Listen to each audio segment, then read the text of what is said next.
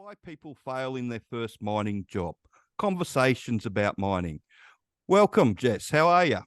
Yeah, I'm great, Andrew. How are you? Yeah, really good, thanks. So, in your experience, why do people fail in mining? Because I've got a few views on it, but It can be for different reasons. The main reason that I see is that they have no idea actually what a day being or living FIFO, being away from home is usually what we see as the kind of crux for problems for people. They have no idea what it's going to be like to be that far away from family, be so isolated, living in a camp with like hundreds or thousands of other people.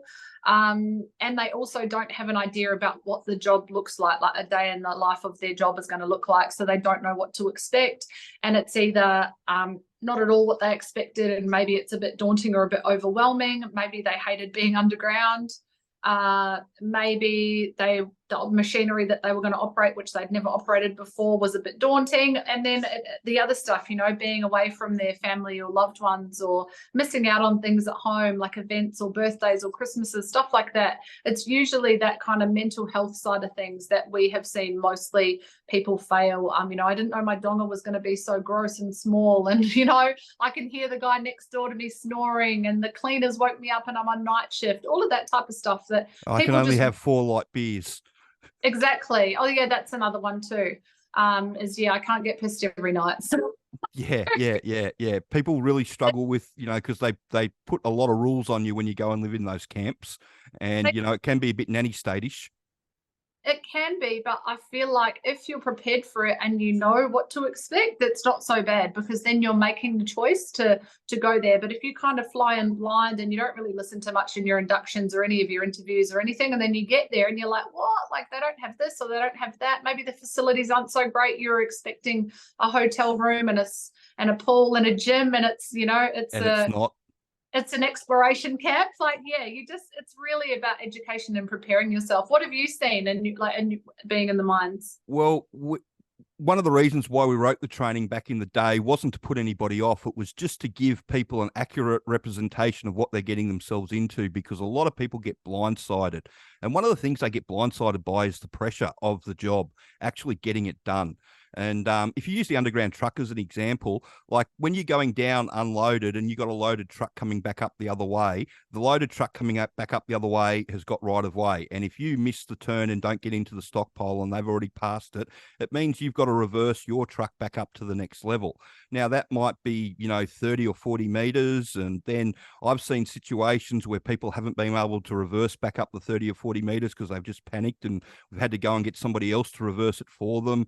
I've seen other examples where they've clipped the services on the way back and they've cut the main water line. Not that, the main water line's supposed to be up out of the way of that happening, but you know what a mine's like. Sometimes things get thrown off, and Murphy being part of the crew, and anything that can possibly go wrong does go wrong.